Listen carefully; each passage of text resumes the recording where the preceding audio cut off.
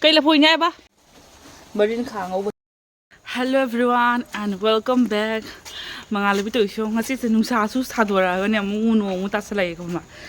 Akhoi ngasi se don chaga akhoi ga mandhoi ga mandho yaw ne ba ko. Joga khoi ma sen tang nga thunga ga punna samina doni. Hai badi yok sangi bandra su kai shu. Chahudra bani ne don cha oi de punna ngasi samina ra ne ma. To khoi thong ba thak pagi do yeng hala ke myam da ko myam chu yeng mina si punna I cha nu bi si ka put me gom si ka video na mi teng sa yor ga mu yeng hala ke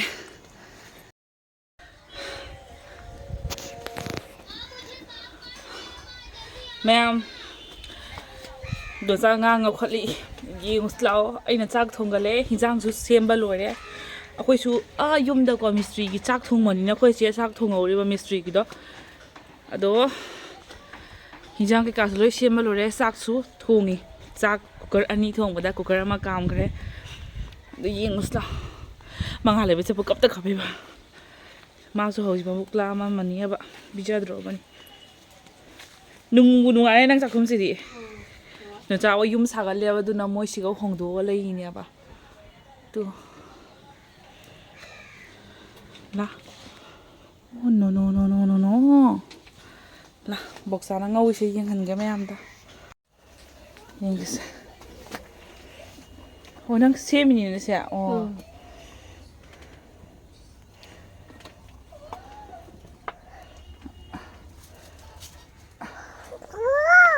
oh nga sing ni sing ngang le ko nga sing du ne box sana ngau ro khoi lek lek cha ro ge chak su kam khare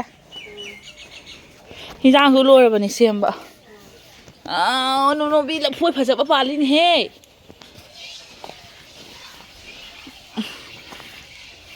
yun he la phoi phaja ba pali tu nu ura ba cây hình nhai ba cây là phôi nhai ba xì xẻ mga labi bây giờ ni ko mang hi akhoi ji le lecture la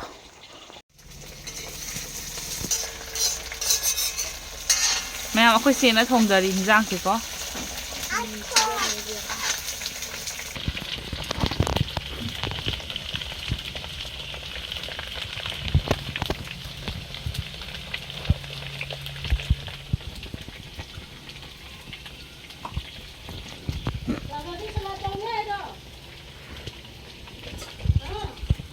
ha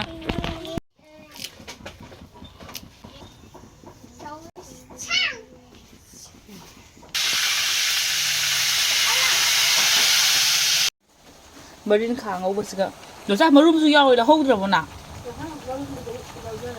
o dum za bra ha da kha ba to ha na ngau ra ga mo se khabin alu chap sari na tra ayung cha khap san ngare amet fi thang jing kana khoi thang jing ne chaw man ngare ko hau doi ne ra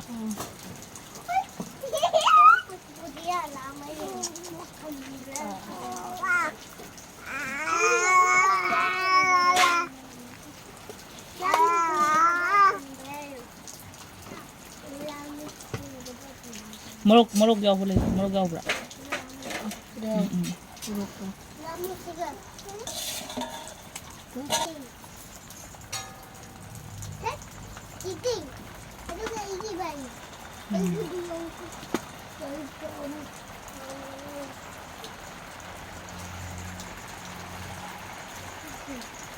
Oh no!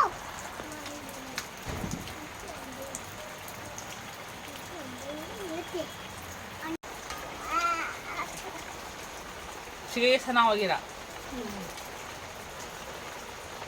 sige le nga sai ngau ba se ai na ngau za bani myam hijang sina kho china thong bane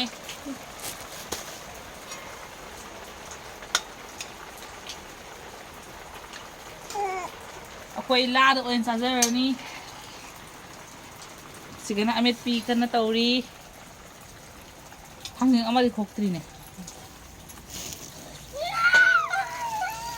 khoi hong jing ne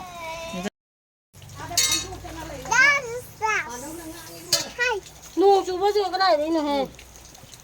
ꯑꯩꯈꯣꯏ ꯁꯪꯒꯣꯏꯗꯅꯦꯕꯀꯣ ꯑꯗꯨ ꯄꯔꯤ ꯍꯣꯏ ꯌꯨꯝꯁꯦ ꯁꯥꯕꯒꯤ ꯃꯥꯟꯗꯧꯗꯤ ꯂꯥꯛꯏ ꯑꯩ ꯆꯠꯇꯗꯤ ꯆꯠꯂꯣꯏꯅ ꯑꯩ ꯆꯠꯂꯔꯣꯏ ꯆꯥꯛ ꯄꯨꯔ ꯆꯠꯂꯒꯦ ꯇꯧꯔꯤ ꯁꯤꯔ ꯀꯩꯅꯣ ꯆꯥꯛ ꯂꯣꯏꯗ꯭ꯔꯤꯕꯣ ꯂꯩꯔꯤꯅꯤꯅ ꯊꯤꯔꯒ ꯆꯥꯅꯕ ꯍꯥꯏꯅ ꯃꯐꯝꯗ ꯊꯤꯟꯕꯅꯤꯅꯦ ꯁꯦ ꯃꯥꯙꯧꯒꯤ ꯂꯨꯄꯥ ꯆꯥꯝꯃꯒ ꯁꯦ ꯂꯩꯔꯦ ꯂꯧꯀꯣ ꯑꯃꯗꯤ ꯀꯩꯅꯣ ꯇꯧꯅꯦ Kaino mandolina.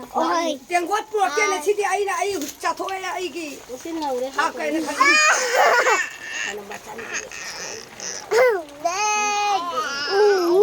ꯍꯥꯞꯆꯜꯂꯣ ꯌꯥꯝꯃꯦ Aku jam. ꯍꯣꯏ ꯃꯤ ꯑꯃ ꯆꯥꯛ ꯋꯥꯠꯂꯤ ꯁꯤꯔꯣ ꯐꯔꯦ ꯆꯥꯔꯦ ꯑꯩ ꯆꯥꯔꯔꯣꯏ ꯑꯩ ꯆꯥꯛ ꯆꯥꯔꯣꯏ ꯆꯥꯔꯣꯍꯦ ꯀꯩꯅꯣ ꯑꯩ ꯏꯁꯩꯗ ꯆꯥꯛ ꯆꯥꯂꯛꯑꯃꯦ ꯀꯩ ꯑꯩ ꯈꯔ ꯆꯥꯒꯦ ꯆꯥꯕꯗ ꯃꯍꯥꯎꯗꯣ ꯑꯩ ꯍꯩꯅꯥꯡꯒꯤ ꯑꯩ ꯍꯣꯔꯦꯟ ꯆꯥꯔꯒꯦ ꯏꯁꯤꯡꯁꯦ ꯑꯗꯨꯝ ꯂꯧꯔꯝꯃꯣ ꯍꯥꯏ ꯃꯌꯥꯝ ꯑꯩꯈꯣꯏ ꯍꯧꯖꯤꯛ ꯕꯖꯥꯔ ꯍꯥꯏ ꯃꯌꯥꯝ ꯑꯩꯈꯣꯏ ꯍꯦꯄꯤ ꯍꯣꯂꯤꯒꯤ ꯕꯖꯥꯔ Fisnya. ꯃꯥ ꯖꯣꯡꯆꯥꯛ ꯆꯥꯒꯦ Bandar. ꯃꯗ꯭ꯔꯥ ꯆꯥꯗꯣꯔꯦ Mana cak cule tenaga aku ke kami pegang. ꯉꯥꯒ ꯑꯂꯨꯒ ꯑꯃꯦꯠꯄꯒ ꯁꯂꯥꯠꯀ ꯁꯦ ꯅꯪ ꯏꯁꯤꯡ ꯖꯒꯥꯁꯤ ꯂꯦꯡꯕ ꯌꯥꯗꯦ ꯍꯥꯏꯕꯅꯦ Aku ada adunai.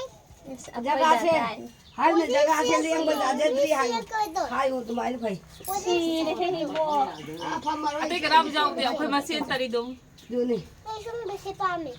ꯀꯩꯅꯣ Onis. ꯑꯣꯅꯤꯌꯁ ꯀꯔꯥ ꯋꯥꯃꯦ ꯅꯪ ꯑꯣꯅꯦꯁ ꯏꯁꯤꯡ ꯑꯝꯇ ꯄꯤꯈꯣꯅꯦ ꯑꯣꯅꯤꯌꯁ ꯋꯥꯃꯦ ꯊꯥꯡꯖꯤꯡ ꯃꯦꯠꯄꯁꯦ ꯌꯥꯝ ꯆꯥꯅꯤꯡꯉꯦ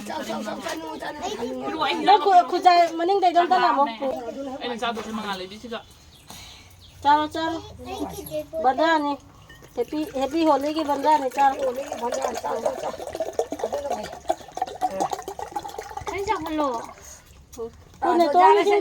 이sin지가 해라게. ꯅꯪ ꯅꯃꯥ ꯆꯥꯗꯣ ꯐꯝꯃꯣ ꯃꯥꯏ ꯄꯤꯈ꯭ꯔꯣ ꯌꯣꯡꯆꯥꯛ ꯆꯥꯗꯕꯅꯤꯅꯦ ꯃꯥ ꯆꯥꯗꯕꯅꯤ ꯁꯤ ꯍꯥꯞꯄꯤꯈ꯭ꯔꯣ Cara ꯍꯣꯏ ꯄꯤꯈ꯭ꯔꯣ Sira ini mandana pamjia. 오렌지 컬러도. Mana jangan tuh jamnya iro. ꯆꯝꯗꯦ ꯆꯝꯗꯕꯅꯤ ꯊꯨꯝ ꯈꯤꯇꯪ ꯈꯤꯇꯪ ꯍꯥꯞꯄꯣ ꯃꯊꯦꯜ ꯃꯉꯥ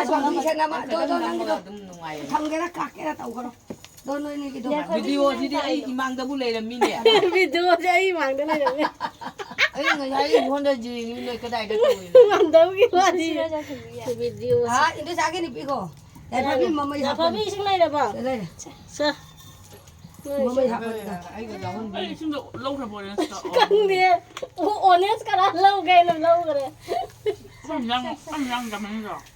ꯆꯥꯔꯣ ꯃꯇꯥꯏꯗ ꯊꯝꯃꯨ ꯃꯔꯨꯗꯣ ꯁꯂꯥꯗ ꯍꯥꯞꯄꯣ ꯑꯩꯒꯤ ꯇꯦꯡꯀꯣꯠ ꯉꯥ ꯀꯩ ꯆꯥꯎ ꯃꯟꯗꯧ ꯁꯂꯥꯗ ꯆꯥꯔꯣꯏꯔꯣ ꯈꯤꯇꯪ ꯆꯥꯎꯅ ꯃꯟꯗꯧ ꯃꯊꯦꯜ ꯁꯨꯅꯕ ꯆꯥꯈꯣꯅꯦ ꯀꯥꯡꯉꯧꯗꯤ 인도 자기 셰피로 셰 진두제 ꯆꯥꯏ ꯃꯖꯥꯃꯦ 사토 꼴라 짜라 ꯂꯦꯝꯃꯁꯨ ꯍꯣꯔꯦꯟ ꯆꯥ자 ꯃꯌꯥꯝ ꯍꯤꯟꯖꯥꯡꯁꯦ ꯌꯥꯝ ꯍꯥꯎꯔꯦ ꯑꯩꯈꯣꯏꯁꯦ ꯃꯁꯛ ꯐꯖꯕꯅ ꯊꯣꯡꯕꯅꯤ나 하울의 흰상색. 시간하게 알루 까먹고 합치게 세세세세세 살라도 하나 짜도 그렇죠. 아이들 요래 자도 비시가. ꯆꯥꯕꯁꯨ ꯂꯣꯏꯔꯦ ꯌꯥꯝ ꯐꯖꯅ ꯍꯥꯎꯔꯦ ꯑꯗꯣ ꯃꯉꯥꯜꯂꯩꯕꯤ ꯁꯪꯒꯣꯝ ꯄꯤꯊꯛꯏ ꯑꯗꯨꯒꯩꯗꯤ ꯑꯩꯈꯣꯏ ꯌꯨꯝꯗ ꯍꯜꯂꯅꯤ ꯃꯌꯥꯝ ꯅꯣꯡꯁꯦ ꯉꯁꯤꯁꯦ ꯈꯪꯕ ꯑꯃꯨꯛ ꯂꯦꯞꯀꯅꯤ ꯑꯃꯨꯛ ꯍꯥꯡꯒꯅꯤ ꯑꯃꯨꯛ ꯅꯨꯡꯁꯥ ꯁꯥꯅꯤ ꯇꯧ ꯂꯩꯔꯦ ꯀꯣ ꯅꯦꯇꯣꯟ ꯄꯔꯤꯁꯦ ꯅꯔꯁꯔꯤꯒꯤ ꯑꯦꯗꯃꯤꯁꯟ ꯇꯧꯔꯝꯃꯦ ꯃꯌꯥꯝ ꯅꯦꯛꯇꯥꯏꯅꯤꯁꯦ ꯑꯦꯁ ꯃꯤꯗꯥꯁꯇ ꯄꯔꯤ ꯃꯩꯇꯩ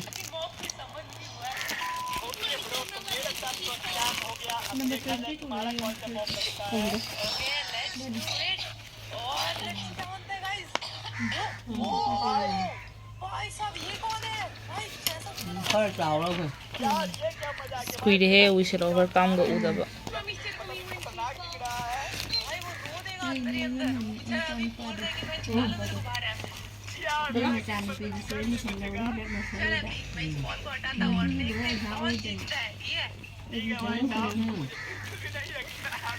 ꯆꯥꯎꯔꯣꯏꯗ꯭ꯔꯣ ꯐꯨꯔꯤꯠꯁꯦ ꯐꯔꯦꯗ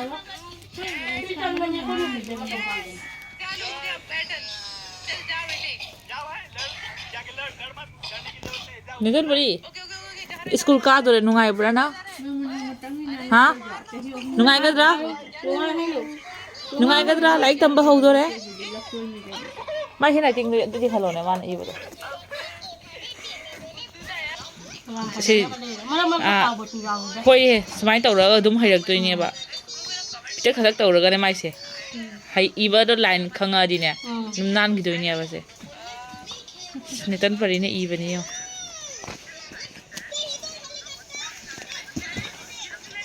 Hoi tawrai mi. Yam haire he ABC ka se jet baga I ra maise. Tawak tu mini khoi manga lebi osi tawo de la sinje. Makoi haleyeba ko halaga mga lebi si tumhangre ngasai so ayuk tumdrabana ma yang wareba ko. Aduni miyam ngasi ka video sa matang solution jirage miyam na yeng udah katak doon nungai batara gadi like share and subscribe to sunbira mo kamin machamo tang ibira mo ay mo na motivate oy na bagi damagta dudi miyam ngasi ko na di kainarasi next vlog ta unarasi miyam. Bye bye. Thank you for watching.